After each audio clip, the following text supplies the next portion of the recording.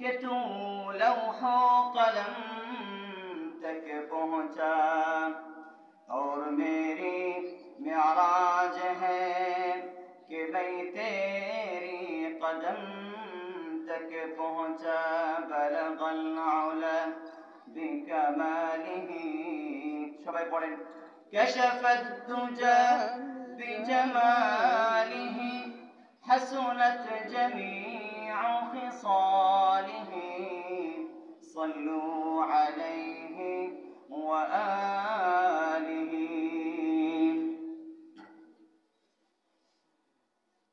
সম্মানিত উপস্থিতি, মহান রব্বুল আলামিনের দরবারে অসংখ্য অগণিত শুকরিয়া আদায় করছি, যিনি দয়া করে মায়া করে অনুগ্রহ করে আমাদেরকে কোরআন এবং হাদিস থেকে আলোচনা শুনবার উদ্দেশ্যে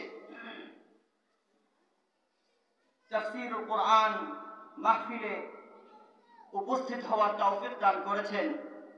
অন্তরে অন্তঃস্থল থেকে রব্বুল আলামিনের দরবারে শুকরিয়া আদায় করি আলহামদুলিল্লাহ। জামিয়া মাহমুদিয়া আরাবিয়া মাদ্রাসার উদ্যোগে খতমে বুখারী ও খতমে কোরআন উপলক্ষে ইসলাহি মাহফিল এবং দস্তরবন্দি সম্মেলন আজকে অনুষ্ঠিত হচ্ছে।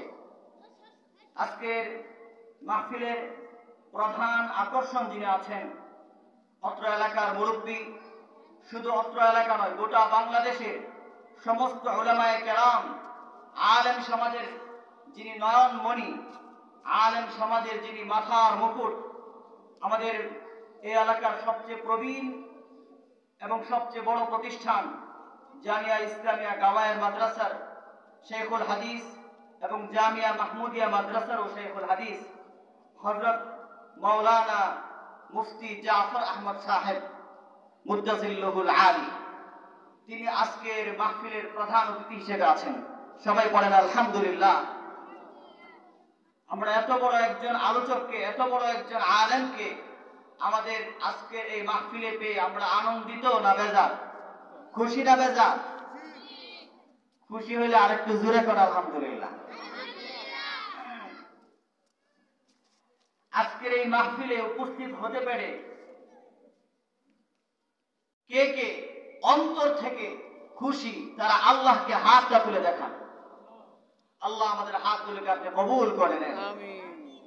আজকের মাহফিলে আরো আলোচক ছিলেন এবং আজকের মাহফিলের একজন বড় দাওয়াতি মানুষ ছিলেন, দাওয়াতি মেহমান ছিলেন দারুল উলুম দেওবন্দ হযরত মাওলানা মুফতি মুজাম্মিল হক বাদায়ুনি হাফিজাহুল্লাহ।